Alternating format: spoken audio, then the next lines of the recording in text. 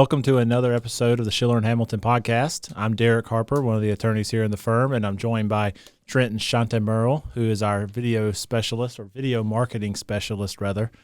And he has jumped out of the technical desk up to the hot seat to join us, and we're glad to have you. Why don't you just start by telling us a little bit about yourself? Well, thank you, Derek. My name is Trenton Chantemerle, and I do video marketing and photography. Mm-hmm. I originally was doing freelance about 6 years ago, and I did that for about 4 years, so I finally actually got LLC'd, and that's when I went into event marketing until COVID happened.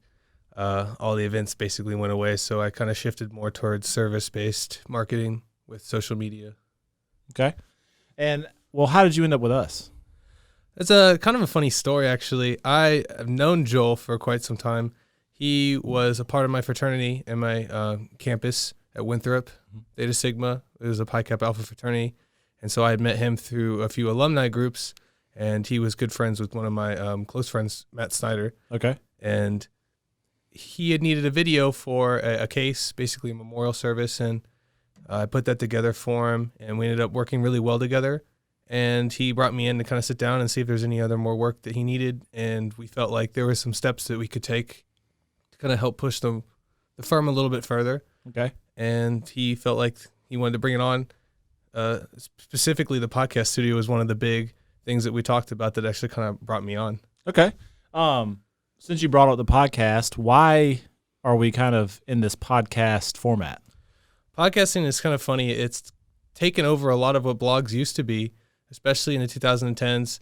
And I think it's really exciting because normally traditional media format, there's very small windows of opportunity to have discussion. Mm-hmm. And that was one of my favorite things in university was discussion classes. That's where I learned the most. And I feel like there's a lot of other people that feel the same way. Yeah. And it gives you a real chance to kind of go in depth on topics that would otherwise be skimmed over. I think that's why people are resonate with it so much, as well as just its ease of use. You know, I listen to some podcasts or audiobooks in the car. Mm-hmm. So I've kind of almost made it a part of my daily schedule. So it's really easy to keep up. I'm sure you're not alone there. A lot of people do listen to podcasts in the car and things now and commutes and things like that. Well, one thing I like about it is you also have kind of a dual format because you have an audio podcast and then we also have our videos on YouTube, which some people get their podcasts from YouTube, but there's also other formats and other platforms that you can get those from. Are we on all those platforms? No, not yet. Stay tuned. Check out Spotify and iTunes for our podcast, which will be coming out soon, maybe in the next 2 weeks. We're just getting our hosting together for RSS, and we'll be there very soon in your cars. Excellent. That's awesome. We've been on YouTube since the beginning.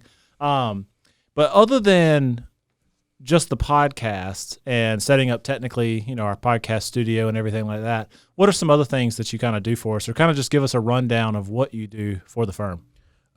For marketing specifically, we have somebody who handles the blogs and the traditional print media, so I handle mostly digital. Okay. We just got a new service for reviews, so something that we're going to be pushing a lot of, telling people and customer stories, of course, within respect to the cases. Yeah. But I just feel like it's going to be something that allows us to get more in touch with the community, and that's something that was brought up that this firm has a really strong connection to, and just how much you guys give back in the events, and that's why I'm really excited to start showcasing those. But as for what I do, I help with any kind of real IT maintenance stuff, anything that deals with like the review service, or when it comes to fixing out the social media, getting links together, coordinating to try to create content that's specific to the firm, that's timely, and getting links out there. We're going to start putting out more stuff. We're getting a PR media kit set up, and then we'll be able to hopefully be seen more in local traditional media. Okay. So you do, obviously, video media, which would be our podcast. I believe we also have some informational videos that you've been doing with Joel. Yes, we've been doing some educational content, which I'm actually really excited about, and I think that it's something that's going to be an asset only further on in the future. As a lot of people are consuming content mostly through video format. And that's not to say that it isn't in part because of social media and how we've gotten accustomed to watching others. And I think it's one of the biggest ways that people are learning. I think COVID's definitely doing its part on teaching teachers about how they're going to have to get involved in web to educate, but there's so many resources already out there where people learn from education. So it's really exciting to see that. Yeah. And that's actually one thing I wanted to ask you about was this kind of shift from traditional marketing, especially video marketing, commercials, informational kind of short form have been around a while. But what is the kind of shift or why is it shifting towards informational and educational content? Well, that's a great question, Derek. And as someone who's a part of Schiller Hamilton, you probably noticed that there's no billboards around with our name on them. There's also, you won't find us frequenting the Yellow Pages front page. That's right. Like we used to be, which is not to say it's something with the times, but I think it's interesting to see how it has changed. And, there's always the attention grabbers, but it really comes down to the roots. And I feel like one of the biggest ways that we pull new clients in is from previous clients. And so referrals is a big part, but not only just having referrals, but for growing that source. And it really does come down to a whole community. And for marketing, it really is just me showcasing what you guys are already doing, which is great customer service, handling cases. And that's something that people need to see.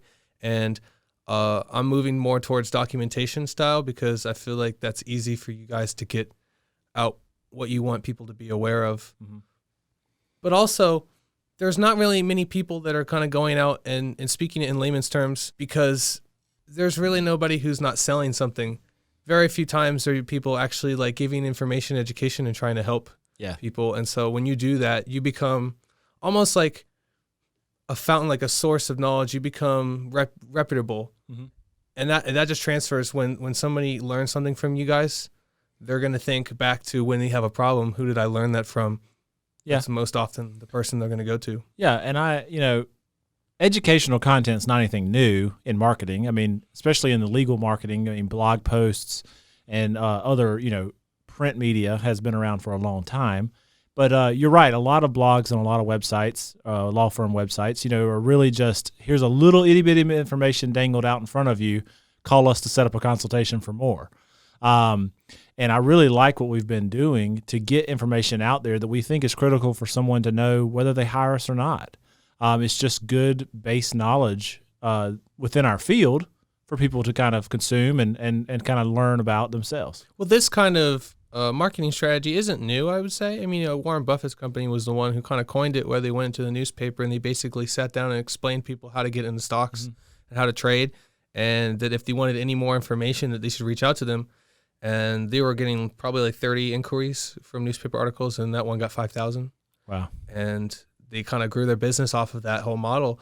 And what it came down to is they offered value first because they knew that what they had was something that they could stand behind. And I think that as a marketer, it's really helpful to have a company that you can believe in, even as a salesperson as well. Oh, definitely. It's really hard to you're a good salesman when you sell a bad product, but you're a great salesman when you're selling a good one.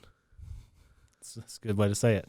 Well, in our firm, we've always prided ourselves, from when Bennett formed the firm all the way through partnering with Joel and since I've been involved of, trying to help our communities as much as we can. Now, that obviously means a lot of different ways, but one of the ways was to try to put information out there.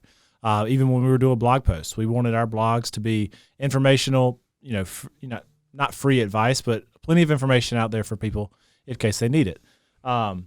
Do you think that basically the shift in our culture or our reliance on social media and our phones has kind of shifted almost the entire internet away from print media to video media? Do you think that has something to do with it? I think it has a lot to do with the phone and the relevance of having a computer in your pocket and just the way that we intake information now. I remember back in middle school when we started to get Dropbox, and I fought it because I thought it was dumb that I had to go and turn in a project online now too. Like I didn't realize the ease of steps, and like anything that's new that comes into the market, there's going to be people that pull back from it. And there's always that gap in marketing. It's a bridge, and it's usually in between the early adapters and the early majority. Yeah. Because when you have testimonials, and that's basically how you get clients, is you have referrals and people who are like-minded. When a product is in its cycle, usually during the beginning, it's going to have people who are like experimenting with it, taking it, running with it, twisting it, making products and making it's something new. And then once it gets to a point where it can go to the market, those people aren't the type of people who are going to be good to sell to somebody else. Like, their references aren't going to be reliable because they're looking at it for different things. Somebody wants a easy process straight through one thing. And I found that that's a lot more common in some people who are older. I don't even know if it's just because of the way that the interact with it, but people who are older normally would rather have somebody have one product or service that does it really well rather than having something that does 5 things together well. They would rather just have something that works perfectly well with just one thing. To get your system, beat your system basically and live by it. And you've seen it with streaming too, and just the way that we've turned these huge markets, and they haven't really gone away, but they've just shifted into different areas, and everybody's getting a little piece of the pie. And I think that's what's so great about the internet is you can really have a chance to stand out. And there's not many law firms that are actually putting out content to a high level, a degree that are actually relevant outside of just blogs. Which is funny because if you go back to radio, they used to make fun of blogs. It's like, who's going to read that? Yeah. And then they outsourced viewership for most radio stations until recently. They switched to vlogging, which has become a big thing. There's a lot of people that became really big stars off of that.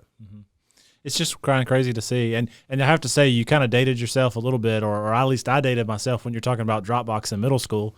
Because I remember doing projects in middle school on our Apple II computers with a 5.5-inch floppy disk. Oh, the big floppy disk. disk. Yes, the big floppy disk, yeah. Doing our advanced reader tests and playing Oregon Trail and things like that. So times sure have changed here. Oh, for sure. What are some things, right now we obviously have the podcast out there. We have informational videos and things like that. What are some things that are kind of in the pipeline that our viewers and our potential clients, community members can kind of look forward to? Well, I'm glad you asked. There's actually a lot of things that I'm really excited about. One of the biggest ones being events coming back because you guys sponsor so much and there's so much great stuff with the community. And I really am excited to showcase your guys' involvement in that. And I think that's one of the things that you guys do really well with your written content on your community page, which you guys should go check out and see if there's anything that you've actually been a part of you might have and you didn't even know. It's funny because it doesn't just stay in Rock Hill. It reaches out to all the cities that you guys are involved in. And that's what's great about it. Well, I think it'll be great to document that involvement and just interaction with our communities. We do take pride in that. And so I agree. That's something that excites me too, is being able to get back to kind of a little bit of a normal and be able to get that stuff, recorded and you're going shared. to be able to see that over time. And you're going to look back and you're gonna be like, this is all the stuff that we did, as well as one of the events that we just did was with the Rayma Rams JUCO Football Academy. We're going to do almost like a Last Chance U, but shorter documentary style of them and just our involvement with it. And we're really happy with them. And they're giving a lot of people a lot of opportunities with education and with sports. Yeah. And that's something that a lot of people were really worried about this year, of the uncertainty of many of the leagues, especially for a long time, the SEC being the only ones who are actually going to stay involved. I'm also really excited about a new segment that we've been discussing, and we just talked about it before the podcast, which is going to be law history, where we deal with funny, cool cases, torts, stuff from law school that you guys might or might not remember, that we're going to do some live action stuff too, and we're going to put it together, and hopefully you guys find it not only educational but enjoyable, and you feel like you want to share with other people. There are a lot that I remember from law school. There's a lot of cases out there that have some important legal precedents that also have some, fun, I guess not fun, just interesting fact patterns or very strange happenings. And so I think that's going to be a really cool project, is to be able to put that out there for people who didn't go to law school and who may not have read some of these crazy, wacky cases that actually had a long-reaching effect on our legal system and our common law. I think that's going to be a really cool project. I feel like a lot of people struggle when remembering certain specific cases, and if you can make it an enjoyable story, it's a lot easier for people to, because you get excited about it. And I've always been a nerd in different ways for different reasons: engineering, art, math. So I have my interests in my areas, and I always got really excited when learning about them. Maybe to a fault, perhaps. I felt like I couldn't know enough. Sorry, did I cut you off there? No, not really. Okay. Just more so about where we are with the new content coming out, those are some of the areas that I'm really excited about. What about, you mentioned earlier client testimonials and things like that. Is that something we're going to try to be filming For too? sure, definitely. And if there's any clients watching that want to reach out and put something to film, I would love to talk with you guys and tell your stories. I feel like that's one of the biggest things that people struggle with when is themselves and their story, and that's what it's about. It's about helping them. And so sometimes that you've had something happen to you that's horrible, and you want other people to know that there's an option for them out there. And so that's what that would be about. That's the purpose of it. Not just to sell us, but just to let people know that there's an option out there when things go wrong. Just recently, my mother got in a car accident it was a family accident.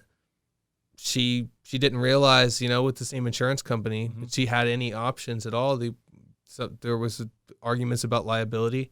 So, she never had to deal with a lawyer before. Yeah. She never had to look to anybody for that. And so if she had seen a friend's video on Facebook talking about that, then maybe she might have known ahead of time. Luckily for her, I happen to work for a law firm, so it helps. That's true. Well, for a lot of us, especially here at the firm, testimonials are such a critical thing because, especially in today's world, marketing can tell you everything you'd ever want to know. It obviously puts the best face forward of any business, whether you're selling something or a service or anything, but to hear it from the mouth, or at least from the words of a former client, and to have them speak about us, that really is important to us as the attorneys in the firm, because, we want someone else to speak about their experience, to kind of show that we do care and that we care about our clients and we work with our clients. And we want to do everything we can to help them through a sensitive time or a tough time or any kind of period where they need help.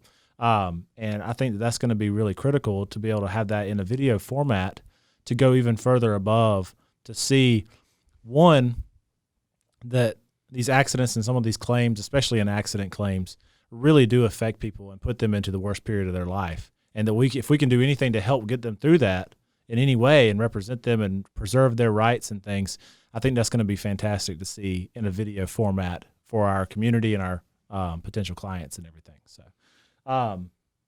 is there anything else as far as a type of content that you want to talk about? I guess we can just show some examples of just some of the stuff that we Sure. have. Yeah. Just with our website in general, we have, of course, the Chris brand video, and that's one of the things that has been a focal point of you guys. And as well as branding, we're hoping to put out some new branding videos that kind of showcase more the community side as well. And with those events as well. So that's something that I'm just building on too. Doing aerial videography and photography. That's one of the things that I'm doing outside of this business as well, because I have my own videography business that I consult with you guys. When you say aerial, I'm assuming you mean with the drone? Of course, yes. Okay, yeah. And that's honestly become really, really a big part of a lot of marketing. If you look at any company, almost any advertisement is going to have that. And that's something that we're hoping to start doing more of, is advertising, but for a purpose, not just to sell, but to also just educate and make awareness of us and what we're putting out there. And I feel like those connections to the community are just going to pay back more than we could ever pay them.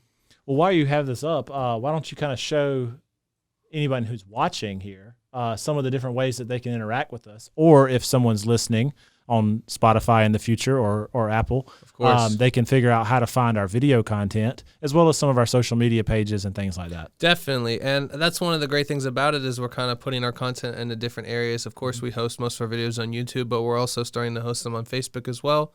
We find a lot more organic engagement when you try to keep people on the same site where the content is generated. Now, with that, we have a reason for that, and that's to reach out to us for specific cases. And so a lot of our content right now deals around personal injury and what we're dealing with. Yeah. And it's hard because a lot of our stuff is local, and we have attorneys that can work in North Carolina as well as South Carolina, but right now we only advertise for South Carolina. So it's hard to expand to that area until we have it. But there's so much competition. Yeah. But for reaching out to us, it's really great. We have Podium now, and they have a text integration that we have. So it's really easy to text us if you have a question or you need to reach out. You don't have to send in a form and wait for a few days. You can kind of get some instant talking with one of the staff. Yeah. Probably Michelle Dixon. Yeah.